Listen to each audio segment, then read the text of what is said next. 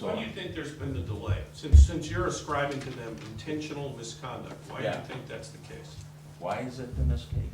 Yeah, why, I mean, you are ascribing to the city of Tucson and to Mr. McLaughlin and to others, intentional misconduct. Yeah. And I assume that a lawyer of your experience doesn't do that lightly, so why don't you tell me why you think that's the case?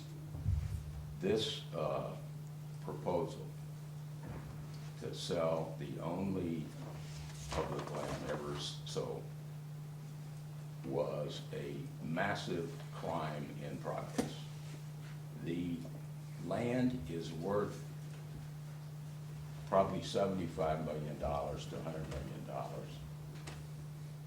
They had an appraisal where the city, Mr. Albert Elias at the meeting, one of the exhibits here, where they need to arrive at the price at the highest level. Elias and Gottschalk are at a meeting. They decide in his handwriting $3 to $4.50 a square foot. Okay, I read that. The next day, then the Kaselemis goes to the office of the city real estate guy and says, we need an appraisal. The city has a process. They don't follow it. The appraiser is told, here's and we have the handwritten notes as to what comps to look at. And they said, we suggest you look at a comp that's $3.50, something like that. And it comes back and they pick the lowest value. And not only do they pick the lowest value, when you do the numbers ultimately, the city has a rule you can't offer a lease more than 5 years. And in 5 years, there's $7.3 million in taxes that aren't gonna be paid. They offer a 50-year lease, which is $73 million plus in taxes that won't be paid. This property, the city, at the same time, they say, we want a value for just plain dirt. There's pages of documents where the city says to grant, it's the greatest stuff ever. This more than 114 acres, but 101 they wanted to sell, is more than downtown Tucson itself. It's a tremendous piece of property. The school was gonna use for their buildings, maybe 8 acres, maybe 20 would be the most. And yet, this was a 100-acre thing. It was a tremendous real estate development of a tremendously valuable piece of property, and the city cooperated in seeing that false information came in when they hired a woman in Phoenix to give certain numbers on how many students and would those live in dorms.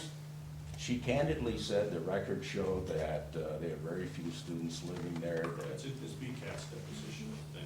Well, I'm not sure. I think Kaselemis went into that originally. That the number was changed. Yeah, and the city says, and then she come back, she says, look, I'm changing it from 20% to 80% land. That's a big number, and that changes the numbers. And and I'm doing it on these other facts. When you look at everything down the line, all of those things, I look at the whole record and see what's there. And what's there was a massive violation of public policy. What's there was a huge heist in progress by individuals, each of whom has been promoted since then. And what's the roles of public people and public records? It's fair. It's a fair role. It's our system that we get to look at these things and find out who was doing what's going on in terms of the public business. That's what's gone on in this case. That's why they're hiding. That's why the city attorney stepped in to get these records and to deep sex them, and they played the system like a harp. You asked the question, that's the answer. No, I asked the question, you gave it to me. Okay. All right.